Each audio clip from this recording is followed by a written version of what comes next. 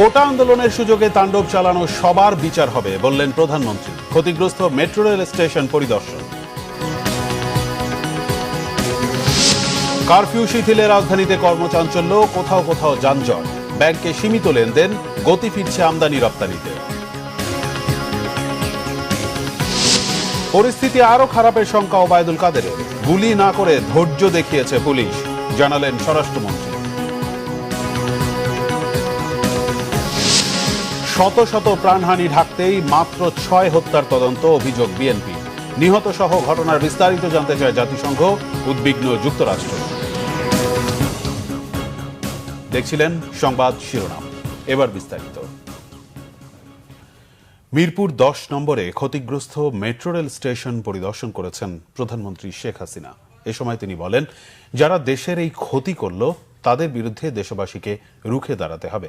নাশকতায় জড়িত সবার বিচার হবে বলেও জানান প্রধানমন্ত্রী।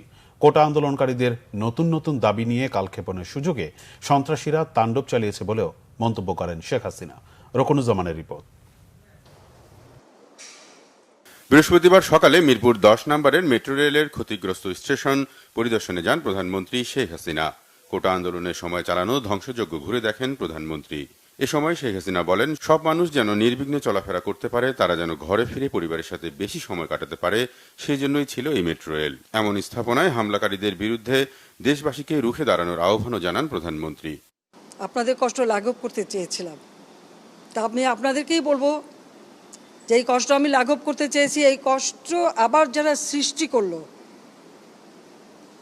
তাদের বিরুদ্ধে আপনাদেরই রুখে দাঁড়াতে হবে, দেশবাসীকেই রুখে দাঁড়াতে হবে। এর বিচার তাদের করতে হবে।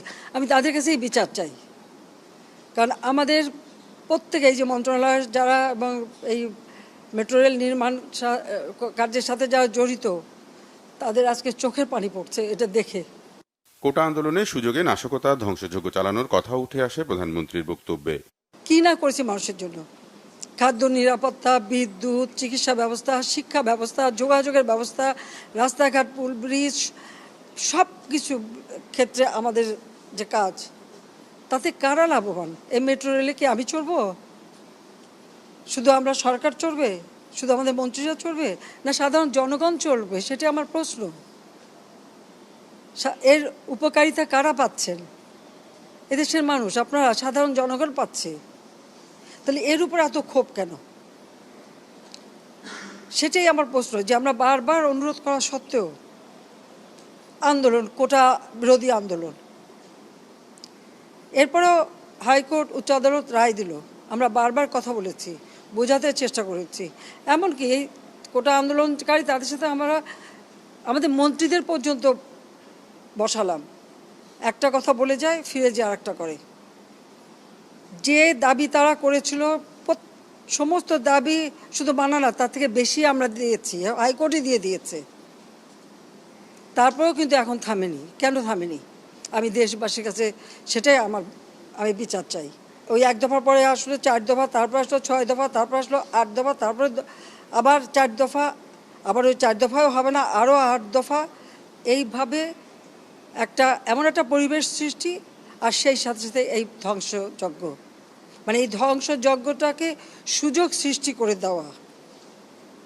ক্ষতিকার হলো আজকে মেট্রো রেল বন্ধ, কারণ এই স্টেশন যেভাবে ধ্বংস হয়েছে, এটা সম্পূর্ণ ডিজিটাল সিস্টেম, ইলেকট্রনিক সিস্টেম, সম্পূর্ণ মডার্ন। এটা তো কতদিনের ঠিক হবে আমি জানি না। শেখ হাসিনা বলেন, মেট্রো রেল, এক্সপ্রেসওয়ে, ডেটা সেন্টারের মতো স্থাপনা যা মানুষের জীবনমান উন্নত করে, স্বস্তি দেয়, তার উপর হামলা হয়েছে। নাশকতাদের বিচারের কথাও বলেন প্রধানমন্ত্রী। দিন রাত অক্লান্ত পরিশ্রম করেছি। এই অ্যালাইনমেন্ট আমি পরিবর্তন করে এমনভাবে করে দিয়েছি যেটা দ্রুত সময় হয়, এবং সেইভাবেই এটা করা হয়েছে। আমি আরও এটা বাড়িয়ে দিয়েছি, মতিঝিল থেকে একেবারে কমলাপুর রেল স্টেশন পর্যন্ত যাবে। কেন? মানুষ আরও শুদ্ধভাবে চলতে পারে। তো যারা একটু আঘাত করলো, এই মেট্রো রেল এভাবে ভাঙচুর করলো, যারা যে প্রায় 2 লক্ষ 2.5 লক্ষ মানুষ চলাচল করতেন খুব অল্প সময়ের মধ্যে, এদেশের মানুষ কত খুশি ছিল। তো তাদের সব আনন্দ যারা নষ্ট করলো, যাদের আরামে যে চলাফেরা করতে পারতো, সেই চলাফেরার পথ যারা রুদ্ধ করে দিল, তাদের বিচার এদেশের জনগণকেই করতে হবে, আমি সেটাই চেয়ে যাচ্ছি। গত শুক্রবার মেট্রো রেলের মিরপুর 10 নম্বর ও কাজীপাড়া স্টেশনে যে ধ্বংসযজ্ঞ চালানো হয় তাতে স্টেশন দুটি পুনরায় চালু করতে কত সময় লাগবে তা নিশ্চিত নয় বলেও জানান প্রধানমন্ত্রী। রকুনুজ্জামান, বাংলা ভিশন, ঢাকা। আজও সকাল 10টা থেকে বিকেল 5টা পর্যন্ত কারফিউ শিথিল থাকায় সপ্তাহের শেষ দিনে কর্মচাঞ্চল্যে মুখর ছিল রাজধানী। অফিস, আদালত, মার্কেট খুলে যাওয়ায় প্রয়োজনে ঘর থেকে বের হন অনেকে। প্রতিটি সড়কে যান চলাচল বেড়ে যাওয়ায় যানজটও চোখে পড়ে কোথাও কোথাও। বিস্তারিত সৈকত সাদিকের প্রতিবেদনে। সপ্তাহের শেষ কর্মদিবস চলমান পরিস্থিতিতে 2 দিন ধরে অফিস, আদালত খুলে যাওয়ায় এবং বেলা 10টা থেকে বিকেল 5টা পর্যন্ত 7 ঘন্টা কারফিউ শিথিল থাকায় কিছুটা পুরনো রূপ ফিরে পায় কর্মব্যস্ত নগরী। বৃহস্পতিবার সকাল থেকেই প্রতিটি সড়কে যান চলাচল শুরু হয়। মোটরসাইকেল, সিএনজি, অটোরিকশা, প্রাইভেট কারের পাশাপাশি প্রচুর গণপরিবহনও চলাচল করছে, তবে যাত্রী তুলনামূলক কম। মোটামুটি স্বাভাবিক, যে 10টা থেকে 5টা পর্যন্ত বসছে সেই অনুযায়ী স্বাভাবিক আছে। গাড়ি ঘোড়া বাড়ছে, দেখেন আপনার সিএনজি গুলো বেশি, সিএনজি খালি নাই, কোনো যাত্রী নেই। আজকে বাড়িয়েছি, গতকালকে বাড়িয়েছিলাম, প্রচুর জাম রাস্তায়, লোকজন অনেক বেশি। পরিস্থিতি অনেকটা স্বাভাবিক হয়ে আসলেও জরুরি প্রয়োজনেই শুধুমাত্র ঘর থেকে বের হচ্ছে মানুষ। নগরবাসীর প্রত্যাশা, রাজধানীর চিরচেনা কর্মব্যস্ততা দ্রুত ফিরে আসুক। মানুষের মনে যে একটা আতঙ্ক ছিল, সেই সংকটময় পরিস্থিতির অবসান ঘটিয়ে সবাই এখন চিরচেনা কর্মস্থলে ফিরছে। আমি যে রাস্তা দিয়ে আসলাম দেখলাম যে অনেকটাই স্বাভাবিক, তো গাড়ি ঘোড়া ভালোভাবে চলতেছে। আগের তুলনায় গাড়ি চলাচল সচরাচর করতেছে এবং পরিবেশ শান্ত। নগরীতে যান চলাচল বেড়ে যাওয়ার পাশাপাশি খুলেছে দোকানপাট, বিপণী বিতান। ফুটপাতে নিম্ন আয়ের মানুষ এবং হকাররাও বিভিন্ন পণ্যের পসরা সাজিয়ে বসেছেন। কারফিউ শিথিল করায় তারাও স্বস্তি প্রকাশ করেছেন। পরিস্থিতিটা মোটামুটি দেখা গেছে আগে একটু ভালো, আর একটু ভালো হওয়ার চেষ্টা থাকলে ভালো হইতো। সরকার বেচাকেনি তো নাই, দোকান খুললাম একটু আগে, বেচানি যদি বিকালে কিছু হয় আশা করা যায়। এই যে এখন দোকান লাগে 5টার পরে কারফিউ, আমাদের কাস্টমার আসবে, এই 2-4টা ব্যস্ত হলে বেচুম, না ব্যস্ত হলে তো আমরা এই দুর্ভোগ। কারফিউ শিথিলের মধ্যেও সড়ক ও বিভিন্ন চেকপয়েন্টে সেনাবাহিনী ও আইনশৃঙ্খলা বাহিনী সতর্ক অবস্থানে রয়েছে। সৈকত সাদিক, বাংলা ভিশন, ঢাকা। এদিকে কারফিউ শিথিলের মধ্যে আজও সীমিত লেনদেন হয়েছে সব বাণিজ্যিক ব্যাংকে। গ্রাহক চাহিদা বিবেচনায় বেশিরভাগ ব্যাংকের 75% শাখায় টাকা জমা ও তোলা ছাড়াও স্বাভাবিক সময়ের মতোই এলসি খোলা গেছে বলে দাবি করেছেন ব্যাংকাররা। এদিকে সূচকের উত্থানে লেনদেন বেড়েছে পুঁজিবাজারেও। আরও জানাচ্ছেন জিয়াউল হক সবুজ। কেন্দ্রীয় ব্যাংকের সিদ্ধান্ত অনুযায়ী ব্যাংক খোলার দ্বিতীয় দিনেও সীমিত সময়ের জন্য লেনদেন হয়েছে বাণিজ্যিক ব্যাংকগুলোই। আগের দিনের ধারাবাহিকতায় এদিনও বাড়তি চাপ ছিল গ্রাহকদের। এদিন সরকারি ব্যাংকের তুলনায় বেসরকারি ব্যাংকের শাখাগুলোতে চাপ ছিল তুলনামূলক কম, তবে যারাই এসেছিলেন স্বাচ্ছন্দ্যেই লেনদেন করেছেন তারা। ক্রেডিট কার্ডের বিলটা জমা দিতে আসলাম, আজকে লাস্ট ডেট ছিল, তো ভাবলাম যে ফাঁকা আছে, সামনে আবার শুক্র শনি বন্ধ, কোনো জায়গা থেকে টাকা পয়সা লেনদেন করতে পারিনি। আর রাস্তাঘাটে তো পরিস্থিতি এমনিই খুব সমস্যা ছিল, বাইরে হতে পারি নাই, রাস্তাঘাটে তো কঠোর অবস্থা ছিল আমাদের। আজকে ইমার্জেন্সি ছিল, বাট আমি সুন্দরভাবে জমা দিতে পারছি, আলহামদুলিল্লাহ ভালো লাগতেছে আমার। ব্যাংকের শীর্ষ পর্যায়ের নির্বাহীদের দাবি, সংকুচিত ইন্টারনেট সেবার মধ্যেও অনলাইন ভিত্তিক ব্যাংকিং লেনদেন চলেছে অনেকটাই স্বাভাবিক গতিতে। আমরা টোটাল ব্যাংকিং যে সার্ভিসটা সেটা আমরা দিতে পারছি। ইভেন আমরা এলসি থেকে আরম্ভ করে এলসি পেমেন্ট থেকে আরম্ভ করে সবগুলো করতে পারছি আর কি। রেগুলার যে ডেইলি যে সার্ভিসগুলো আর কি, যে over the counter service, inbound যে সার্ভিস, বাইরের যে সার্ভিস যেগুলো আর কি, এলসি পেমেন্ট থেকে শুরু করে এলসি স্টাবলিশ করা, কারণ এটাতে একটা হিউজ ডিমান্ড আছে, অনেকদিন বন্ধ ছিল আর কি, সে সার্ভিসটা আমরা দিতে পারছি। 31শে জুলাই পর্যন্ত আমরা একটা কাজ করেছি যে তাদের কোনো ফি এবং ইন্টারেস্ট, লেট পেমেন্ট ফি এবং ইন্টারেস্ট কোনো চার্জ করতে হবে না। ডেবিট কার্ডের ক্ষেত্রে যদি কেউ এটিএম, অন্য কোনো ব্যাংকের এটিএম ইউজ করে, সেটা কোনো আমরা চার্জ 31 জুলাই পর্যন্ত নিব না।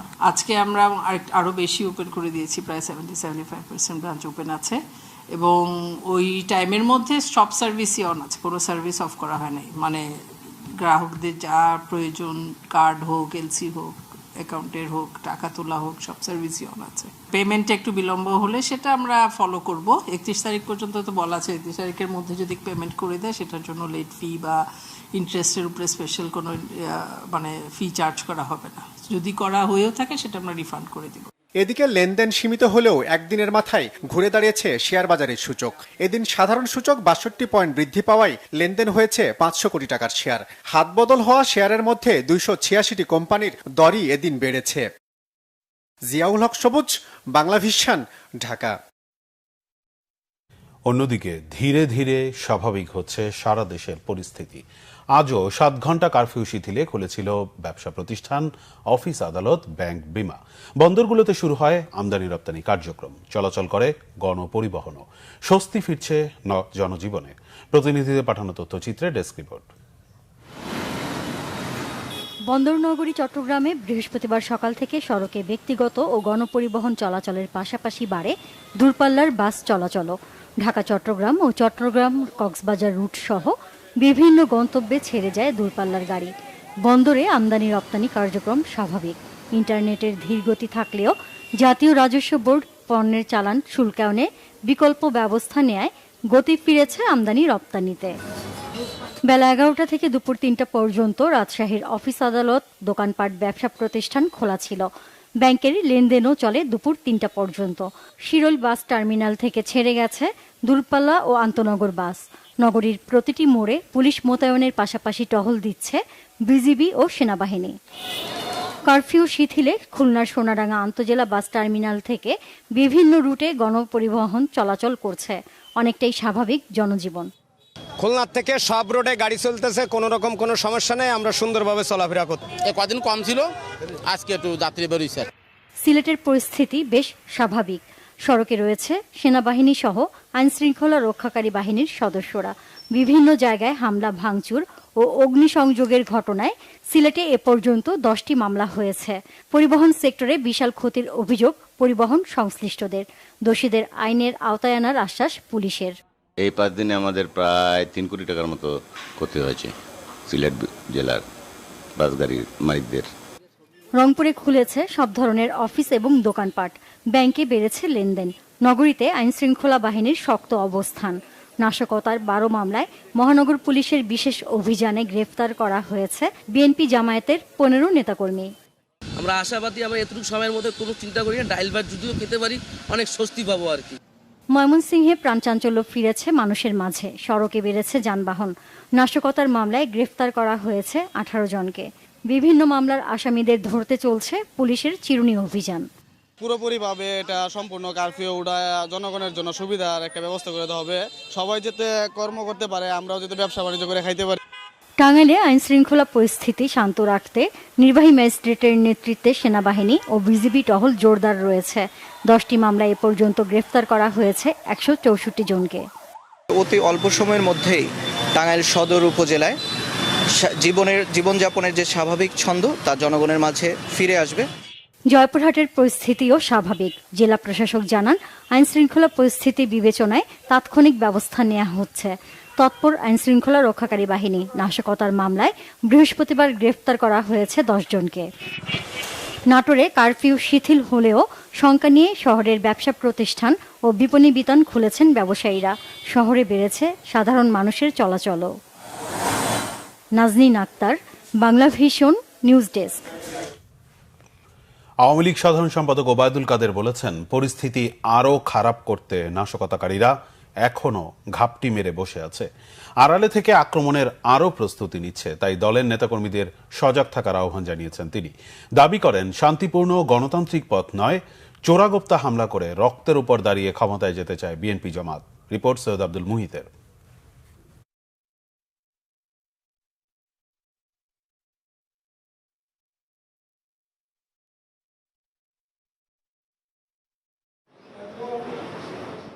তেজগাঁওয়ে ঢাকা জেলা আওয়ামী লীগের কার্যালয়ে ঢাকা মহানগর উত্তরের নেতাকর্মীদের নিয়ে বৃহস্পতিবার বৈঠক করেন দলের সাধারণ সম্পাদক ওবায়দুল কাদের। গত কয়েকদিন নাশকতাকারীদের তাণ্ডবের নিন্দা জানানো হয় সভায়। বক্তব্যে দলীয় সাধারণ সম্পাদক বলেন, তারেক রহমানের নির্দেশেই এ হামলা হয়েছে। সম্প্রতি বিএনপি তার কমিটি রদবদল করে বেছে বেছে চিহ্নিত সন্ত্রাসীদের নেতা বানিয়েছে বলেও মন্তব্য তার। শান্তিপূর্ণ অবস্থা ফিরে এসেছে, এটাই কিন্তু শেষ কথা। তারা এখনো ঘাপটি মেরে বসে আছে। আরো খারাপ পরিস্থিতি সৃষ্টি করতে পারে।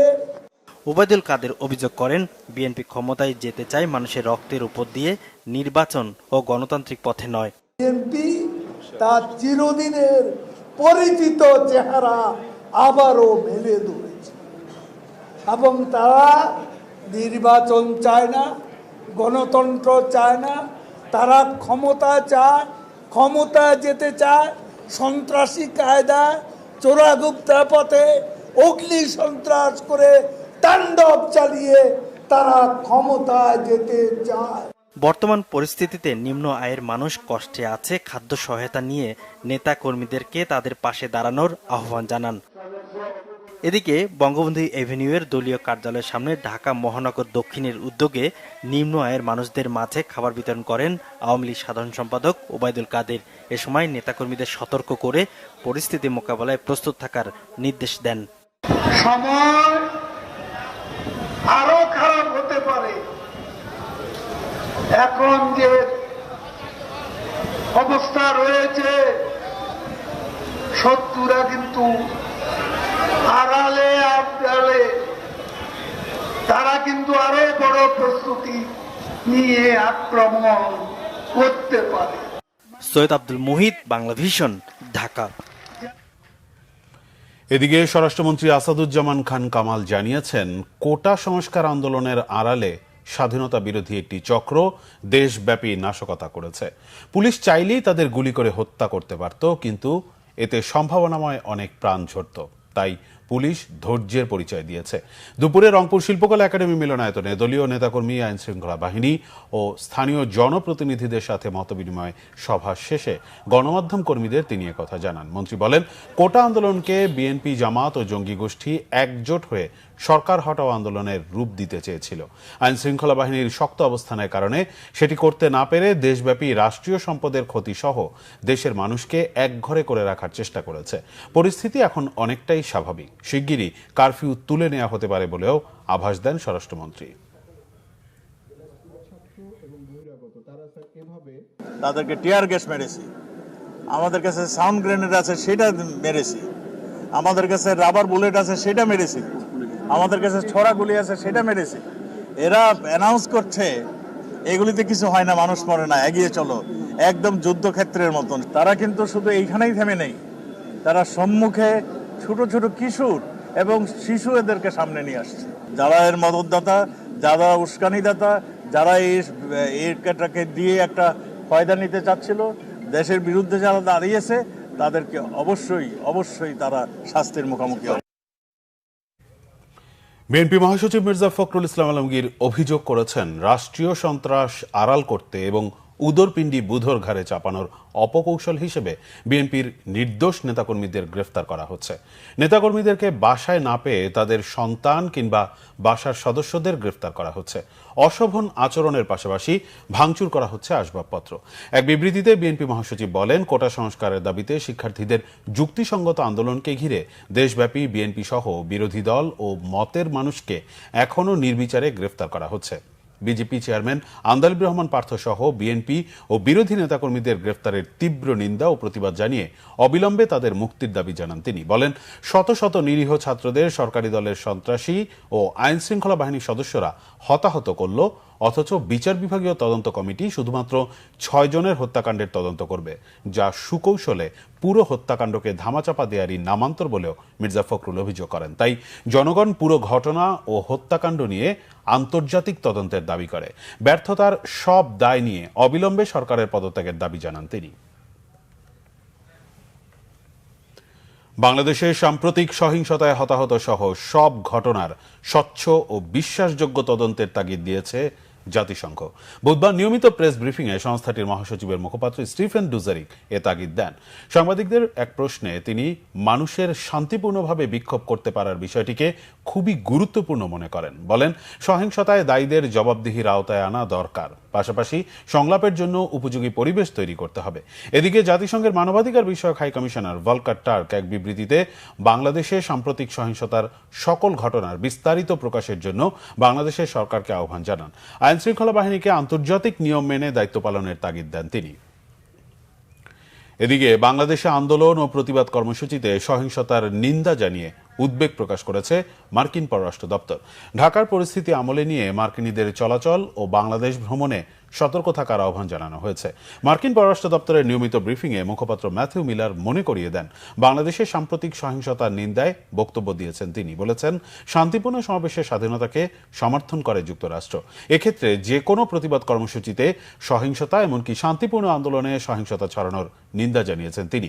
নিরাপত্তা নিশ্চিতে সব ধরনের ব্যবস্থার আশ্বাস দিয়ে বাংলাদেশে মার্কিনীদের চলাচলে সতর্ক থাকার অনুরোধ জানিয়েছেন মিলার। তিনি বলেন, জরুরি প্রয়োজন নেই এমন মার্কিনী, বিশেষ করে দূতাবাস কর্মীদের পরিবারের সদস্যদের বাংলাদেশ থেকে স্বেচ্ছায় চলে যাওয়ার আহ্বান আগেও জানিয়েছে যুক্তরাষ্ট্র।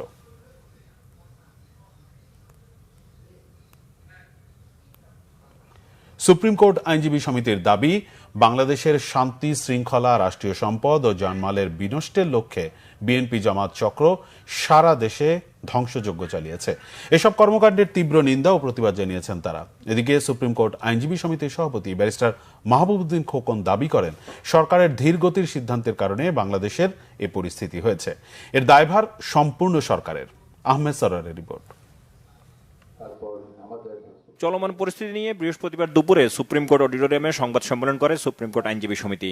সভাপতির নেতৃত্বাধীন এই অংশে সমিতির সভাপতি ব্যারিস্টার মাহবুবউদ্দিন খোকন, সমিতির সদস্য ব্যারিস্টার নাসিরউদ্দিন অসীম, আন্দালিব রহমান পার্থ, জাকির হোসেন, অ্যাডভোকেট আবেদ রেজা সহ সুপ্রিম কোর্ট আইনজীবী সমিতির সদস্যদের গ্রেফতারের নিন্দা জানান।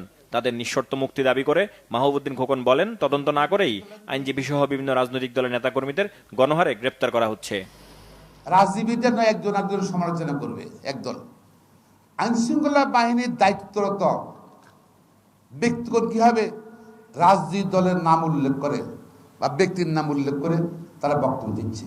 পৃথিবীর কোথাও কিন্তু, এমন ভারতও না, নেপালও না, যে যারা সরকারি কর্মকর্তারা রাজনৈতিক বক্তব্য রাখবে বা রাজনীতিবিদদেরকে ব্লেম দিবে, আবার তদন্ত ছাড়া। সরকারের ধীরগতি এবং সিদ্ধান্তনের জন্য কিন্তু দেরি হয়েছে এবং আজকের এই বাংলাদেশের অস্থিতিশীল পরিস্থিতি সৃষ্টি হয়েছে আমাদের। এই জন্য আজকের যত ঘটনা ঘটেছে, হত্যা এবং আহত, রাষ্ট্রীয় সম্পদ ধ্বংস, সবকিছু দায় দায়িত্বে কিন্তু সরকারকে নিতে হবে। পরে একই স্থানে আরেকটি সংবাদ সম্মেলন করে সুপ্রিম কোর্ট আইনজীবী সমিতির সম্পাদকের নেতৃত্বাধীন অংশ। এতে বলা হয়, দেশবিরোধী ষড়যন্ত্রের অংশ হিসেবে বিএনপি জামাত চক্র দেশ ও জনগণের জানমালের ক্ষতি করে বাংলাদেশকে একটি অকার্যকর মৌলবাদী রাষ্ট্র পরিণত করতে তৎপর। স্বাধীনতা বিরোধী চক্রের দেশবিরোধী এসব কর্মকাণ্ডের তীব্র নিন্দা ও প্রতিবাদ জানিয়ে সুপ্রিম কোর্ট আইনজীবী সমিতির পক্ষ থেকে বলা হয়, দেশের স্বাধীনতা, সার্বভৌমত্ব, রাষ্ট্রীয় সম্পদ, আইন শৃঙ্খলা ও জনজীবন রক্ষায় সমিতির সদস্যরা বদ্ধপরিকর। আগে তারা আগুন দিত রেল লাইনে, এবার তারা আগুন দিয়েছে মেট্রো রেলে। আগে তারা নর্মাল বাস পোড়াতো, এবার তারা এক্সপ্রেস ওয়ে পুড়িয়েছে। আগে তারা নর্মাল হতাহত করতো, এবার তারা কিলিং মিশনে নেমেছিল। যত হত্যাকাণ্ড ঘটানো যায় তত সরকারকে তাড়াতাড়ি পতন ঘটানো যাবে। এবার তারা ডেটা সেন্টারে আগুন দিয়েছে, সেতু ভবনে আগুন দিয়েছে, বিটিভির মতো একটি সফিস্টিকেটেড কেপিআই স্থাপনাতে তারা অগ্নিসংযোগ করেছে এবং তারা বিভিন্ন স্থানে যে ধ্বংসযজ্ঞ চালিয়েছে, এই ধ্বংসযজ্ঞের কোনো তুলনা হয় না। যে বাংলাদেশে আইনের শাসন বিদ্যমান এবং আইনের শাসনে যেভাবে অ্যারেস্ট করতে হয় সেইভাবে অ্যারেস্ট করা হচ্ছে এবং একদম ডাটা দেখে, ভিডিও ফুটেজ দেখে, এবং যারা এই সমস্ত হত্যাযজ্ঞ, এই সমস্ত ধ্বংসযজ্ঞ, এই সমস্ত অগ্নিকাণ্ডের সাথে জড়িত, আমরা বারের পক্ষ থেকে সবার বিচার দাবি করি। আহমেদ সরওয়ার, বাংলা ভিশন, ঢাকা। মৎস্য প্রাণী সম্পদ মন্ত্রী আব্দুর রহমান বলেছেন, কোটা সংস্কারকে স্বাগত জানিয়ে শিক্ষার্থীদের মানুষের আস্থা অর্জনে কাজ করা উচিত। সচিবালয়ে সাংবাদিকদের সাথে আলাপকালে মন্ত্রী কথা বলেন। মৎস্য প্রাণী সম্পদ মন্ত্রী বলেন, শিক্ষার্থীরা যেটি অর্জন করেছেন সেটি নিয়ে তারা উৎসব করতে পারেন। বলেন, শিক্ষার্থীদের আন্দোলনকে পুঁজি করে এখনো অনেকেই নানাভাবে ষড়যন্ত্র করার চেষ্টা করছেন। মন্ত্রী বলেন, বিএনপি মহাসচিবের বক্তব্যই প্রমাণ করে এসব সন্ত্রাসী কর্মকাণ্ডের পেছনে কাদের হাত রয়েছে। তিনি বলেন, নাশকতার তাণ্ডবকে আন্দোলন দাবি করছে বিএনপি। এই আন্দোলন কাদের বিরুদ্ধে সেটি নিয়ে প্রশ্ন তোলেন মৎস্য প্রাণী সম্পদ মন্ত্রী। এ সময় তিনি আরো বলেন, দুর্বৃত্তদের হামলায় সাভার ও রংপুরে প্রাণী সম্পদ বিভাগের ব্যাপক ক্ষতি হয়েছে। জনজীবন শিগগিরই পুরোপুরি স্বাভাবিক হয়ে আসবে বলে জানিয়েছেন নৌবাহিনী প্রধান অ্যাডমিরাল মোহাম্মদ নাজমুল হাসান। সকালে মোংলা বন্দরের কার্যক্রম পরিদর্শন করেন নৌবাহিনী প্রধান। পরে বন্দরের জেটিতে সাংবাদিকদের সাথে কথা বলেন তিনি। অভিযোগ করেন দুর্বৃত্তদের কারণে দেশের আইন শৃঙ্খলা পরিস্থিতির অবনতি হয়েছিল। এতে পরোক্ষ ক্ষতির মুখে পড়েছিল মোংলা, চট্টগ্রাম ও পায়রা বন্দর। সামরিক বাহিনী মাঠে নামার পর দেশের আইন শৃঙ্খলা পরিস্থিতি স্বাভাবিক হয়েছে। আমদানি রপ্তানি বাণিজ্য স্বাভাবিক হতে শুরু করেছে। মোংলা বন্দর কর্তৃপক্ষের chairman rear admiral Shahin Hasani ও খুলনা অঞ্চলের commander rear admiral Golam Sadek সহ নৌবাহিনীর ঊর্ধ্বতন কর্মকর্তারা এ সময় উপস্থিত ছিলেন।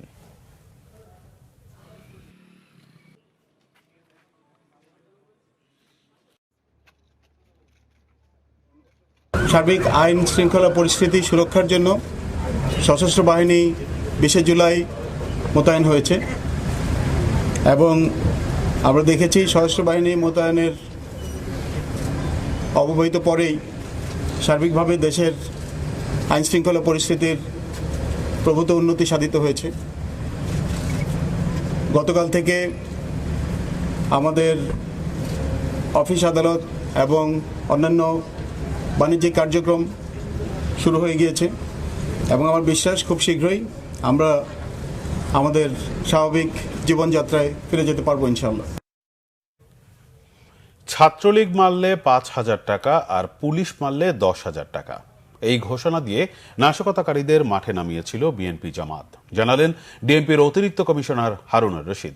সকালে রাজধানীর মিন্টু রোডের ডিবি কার্যালয়ে নাশকতার ঘটনায় যুবদল নেতা নূরে আলম সিদ্দিকীকে গ্রেফতারের পর তিনি কথা বলেন। হারুনুর রশিদ জানান, লন্ডন থেকে নির্দেশ দেওয়ার পর সারা দেশে বিএনপি জামাতের নেতাকর্মীদের মাঝে এই ঘোষণা ছড়িয়ে দেওয়া হয়। এছাড়া যাত্রাবাড়িতে পুলিশ সদস্যকে হত্যার ঘটনায় জড়িতদের নাম ও পরিচয় পাওয়ার দাবি করেছেন তিনি। নাশকতাকারীদের অর্থের উৎস ও মদতদাতাদের নামও গোয়েন্দাদের হাতে এসেছে বলে দাবি করেন হারুনুর রশিদ। পুলিশের মনোবল ভাঙতেই এ কৌশল নেওয়া হয়েছিল বলে মনে করেন তিনি।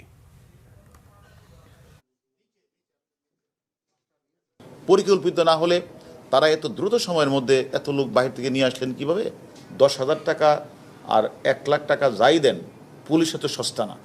আমাদের হয়তো আমাদের খারাপ লাগছে, আমাদের 3টা পুলিশ সদস্যকে তারা একজনকে তারা মানে জনসম্মুখে ঝুলিয়ে তারা হত্যা করেছে, হয়তো তাকে আমরা ফিরে পাবো না, এটা ঠিক। বাট আমাদের এই পুলিশ সদস্যকে যারা হত্যা করেছে তাদের প্রত্যেকের নাম্বার আমরা পেয়েছি। নরসিংদী জেলা কারাগার থেকে পালিয়ে যাওয়া জঙ্গি সংগঠন আনসারুল ইসলামের সদস্য ফারুক আহমেদকে গ্রেফতার করেছে র্যাব।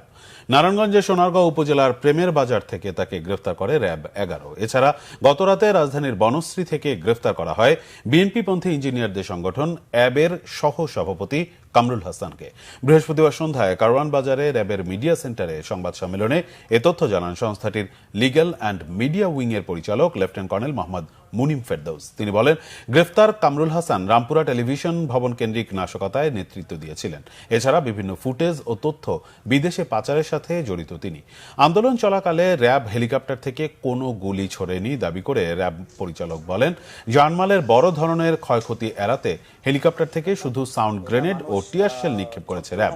তিনি অভিযোগ করেন, স্বার্থান্বেষী মহল নিজেদের স্বার্থে সামাজিক যোগাযোগ মাধ্যমে এসব গুজব ছড়াচ্ছে। যেটার ভিডিও ফুটেজও আমি আপনাদেরকে, সাধারণ মানুষের জানমালের ক্ষয়ক্ষতি এড়ানোর জন্যই মূলত হেলিকপ্টার থেকে টিয়ার শেল এবং সাউন্ড গ্রেনেডের মাধ্যমে তাদেরকে ছত্রভঙ্গ করা হয়। এটা সম্পূর্ণভাবে মিথ্যা কথা এবং সম্পূর্ণভাবে একটা প্রোপাগান্ডা। হেলিকপ্টার থেকে কোনো ধরনের কোনো গুলি চালানো হয়নি বা কোনো লিথাল ওয়েপন এখান থেকে ব্যবহার করা হয়নি। রংপুরে কোটা সংস্কার আন্দোলনে নাশকতা ছিল পরিকল্পিত। পুলিশ জানায়, বিভিন্ন জেলা উপজেলা থেকে সন্ত্রাসী ও জঙ্গিরা এসে আগে থেকেই প্রস্তুত ছিল নগরীতে। পুলিশ সতর্ক থাকলেও সাধারণ মানুষের ভিড়ে মিশে ঘটিয়েছে ওই নাশকতা। রংপুর থেকে জুয়েল আহমেদের রিপোর্ট, ক্যামেরায় শাহনাজ জনি। রংপুরে কোটা আন্দোলনে নাশকতা চালানো হবে এমন তথ্যের ভিত্তিতে নিরাপত্তা জোরদার করে আইন শৃঙ্খলা বাহিনী। সড়কের বিভিন্ন পয়েন্টে বাড়ানো হয় চেকপোস্ট। তবে নগরে প্রবেশপথ বেশি থাকায় সহজেই ঢুকে পড়ে সন্ত্রাসী ও জঙ্গিরা, মিশে যায় সাধারণ মানুষের মাঝে। হাসপাতালে তারা আগুন দিয়েছে, পুলিশ লাইন্সে, জেলা পুলিশ লাইন্সে আগ্নেয়াস্ত্র এবং বোমা অস্ত্র সজ্জিত হয়ে হাজার হাজার মানুষকে নিয়ে আক্রমণ করার চেষ্টা করা হয়েছে। তো এগুলিতে বোঝা যায় যে তাদের পরিকল্পনাটা কতটা বিভৎস ছিল। 2013 সালের মতো একই কায়দায় রংপুরে হামলা করা হয়েছিল বলে জানান এই পুলিশ কর্মকর্তা। বিশ্ববিদ্যালয়ের হলে আক্রমণ করা হয়েছে, তাজহাট থানাকে পুড়িয়ে যেভাবে পোড়ানো হয়েছে, এটা একমাত্র নিকট অতীতে যে জামাত বিএনপি যে অগ্নিসন্ত্রাস করেছিল, যে আমাদের কাছাকাছি বামনডাঙ্গায় যেভাবে পুলিশকে পুড়িয়ে মেরেছিল, সেভাবেই পুড়িয়ে মারার পরিকল্পনা ছিল। অহিংস আন্দোলন সহিংসতায় রূপ নেয় শঙ্কা প্রকাশ করেন নগরপিতা। কোটা বিরোধী আন্দোলন চলছে, এটা শান্তিপূর্ণ আন্দোলন, এই আন্দোলনটাকে কিভাবে অন্য খাতে নিয়ে যাওয়া যায়, যার কারণে এক্সট্রিম পজিশনে এসে তারা এই সুযোগটা নিচ্ছে। বিভিন্ন স্থানে ধ্বংসযজ্ঞ চালানো হয়েছে, এর মধ্যে দিয়ে পুলিশ ফাঁড়িও বাদ যায়নি। কিন্তু আমাদের প্রশ্ন হচ্ছে যে এরকম একটি ঘটনা ঘটলো, গোয়েন্দা সংস্থার কাছে কি কোনো তথ্য ছিল না? যদি থেকে থাকে তাহলে তার পূর্বে কেন ব্যবস্থা নেওয়া হলো না? ঘটনার পর নগরীতে বেড়েছে গোয়েন্দা তৎপরতা, যে কোনো নাশকতা রোধে প্রশাসন আরও সচেতন থাকবে এমন প্রত্যাশা নগরবাসীর। জুয়েল আহমেদ, বাংলা ভিশন, রংপুর। এবার খেলার সংবাদ।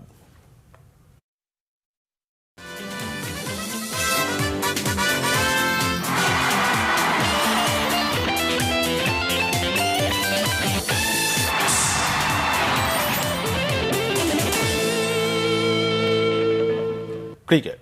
শ্রীলঙ্কায় নারী এশিয়া কাপের সেমিফাইনালের লড়াই কাল। ডাম্বুলায় দুপুর 2:30টায় প্রথম সেমিফাইনালে শক্তিশালী ভারতের প্রতিপক্ষ বাংলাদেশ। সন্ধ্যা 7:30টায় দ্বিতীয় সেমিফাইনালে মুখোমুখি হবে পাকিস্তান ও স্বাগতিক শ্রীলঙ্কা। টুর্নামেন্টে গ্রুপ এতে 3 ম্যাচের সবকটিতে জিতে গ্রুপ সেরা ভারত, দ্বিতীয় হয় পাকিস্তান। অন্যদিকে বি গ্রুপের শীর্ষে শ্রীলঙ্কা ও রানার্স আপ বাংলাদেশ। সেমিতে এক গ্রুপের চ্যাম্পিয়ন দল খেলবে অন্য গ্রুপের রানার্স আপের বিপক্ষে। শেষ 4-এ ভারতের বিপক্ষে কঠিন চ্যালেঞ্জ থাকছে টাইগ্রেসদের। এশিয়া কাপের 9টি আসরের মধ্যে 8টিতেই চ্যাম্পিয়ন হয়েছে ভারত। এবছরই বাংলাদেশকে ঘরের মাঠে হোয়াইট ওয়াশের লজ্জা দিয়েছিল হরমনপ্রীত কৌরের দল। সেমিতে ওঠার লড়াইয়ে মালয়েশিয়াকে হারায় নিগার সুলতানা জ্যোতির দল। পরে তাদের সেমিফাইনাল নিশ্চিত হয় শ্রীলঙ্কার কাছে থাইল্যান্ডের 10 উইকেটের পরাজয়। গ্রুপ পর্বে 2 ম্যাচে 4 পয়েন্ট বাংলাদেশের। 6 পয়েন্ট নিয়ে বি গ্রুপের সেরা হয়ে সেমিফাইনালে টিকিট কাটে লঙ্কার মেয়েরা। ফাইনালে ওঠার লড়াইয়ে পাকিস্তানের বাধা টপকাতে হবে স্বাগতিকদের। ডাম্বুলায় 28 জুলাই বিকেল 3:30 হবে এশিয়া কাপের ফাইনাল।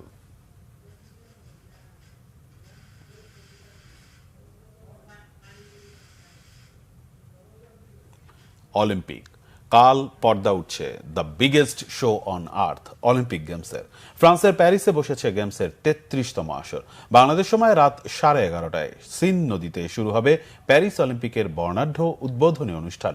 বিশ্বের সর্ববৃহৎ ক্রীড়া আসরের উদ্বোধনী অনুষ্ঠানকে সামনে রেখে সাজানো হয়েছে সিন নদীর 2 পার। চলছে নিরাপত্তা মহড়াও। অলিম্পিক ইতিহাসে এই প্রথমবার উদ্বোধনী অনুষ্ঠান হচ্ছে স্টেডিয়ামের বাইরে। থাকছে জমকালো ও চমক জাগানো আয়োজন। বিশ্বের অন্যতম শীর্ষ গায়িকা সেলিন ডিয়ন গান গাইবেন উদ্বোধনীতে। ভিন্নতা থাকছে মার্চ পাস্টের মূল আকর্ষণে। প্রায় 200-র কাছাকাছি নৌকায় খেলোয়াড় কর্মকর্তারা মার্চ পাস্টে অংশ নেবেন। নদীতে আয়োজনের পাশাপাশি এই গেমসের উদ্বোধনে আরেকটি বড় বৈশিষ্ট্য জিরো কার্বন। স্থানীয় সময় সন্ধে 7টা থেকে 4 ঘন্টার মধ্যেই শেষ হবে উদ্বোধনী অনুষ্ঠান। গেমসের আনুষ্ঠানিক উদ্বোধনের আগেই অবশ্য শুরু হয়ে গেছে ফুটবল, রাগবি, আর্চারি সহ বেশ কিছু ইভেন্ট। শেষ হয়ে গেছে প্রাথমিক পর্ব। শিল্প সংস্কৃতির রাজধানী হিসেবে প্যারিসের খ্যাতি বিশ্বজোড়া। অলিম্পিক গেমসের সর্বোচ্চ 3 বারের আয়োজক লন্ডনের সমকক্ষ হতে যাচ্ছে প্যারিস। আধুনিক অলিম্পিকের যাত্রা 1896 সালে। 1900 ও 1924 সালে 2টি আসর হয় প্যারিসে। 100 বছর পর এই শহরে আবারও বসেছে অলিম্পিকের আসর। বাংলাদেশের 5 জন অ্যাথলেট অংশ নিচ্ছে এবারের গেমসে। বিশ্বের 206টি দেশের 10,500-এর বেশি অ্যাথলেট 32টি ডিসিপ্লিনে 329টি ইভেন্টের পদকের জন্য লড়বেন। সংবাদ শেষ করব শিরোনামগুলো আরেকবার জানিয়ে। কোটা আন্দোলনের সুযোগে তাণ্ডব চালানো সবার বিচার হবে বললেন প্রধানমন্ত্রী। ক্ষতিগ্রস্ত মেট্রো রেল স্টেশন পরিদর্শন। কারফিউ শিথিলে রাজধানীতে কর্মচাঞ্চল্য, কোথাও কোথাও যানজট। ব্যাংকে সীমিত লেনদেন, গতি ফিরছে আমদানি রপ্তানিতে। পরিস্থিতি আরো খারাপের শঙ্কা ওবায়দুল কাদেরের। গুলি না করে ধৈর্য দেখিয়েছে পুলিশ, জানালেন স্বরাষ্ট্রমন্ত্রী। শত শত প্রাণহানি ঢাকতেই মাত্র 6 হত্যার তদন্ত, অভিযোগ বিএনপি। নিহত সহ ঘটনার বিস্তারিত জানতে চায় জাতিসংঘ, উদ্বিগ্ন যুক্তরাষ্ট্র। এই ছিল এখনকার মতো। পরের সংবাদ রাত 1টায়। এছাড়া বাংলা ভিশন সংবাদ ও সংবাদ সংশ্লিষ্ট অনুষ্ঠান দেখতে ভিজিট করুন www.bbnews24.com ও facebook.com/বাংলাভিশন। বাংলাভিশন নিউজে এবং সাবস্ক্রাইব করুন youtube.com/বাংলাভিশন নিউজ। ধন্যবাদ।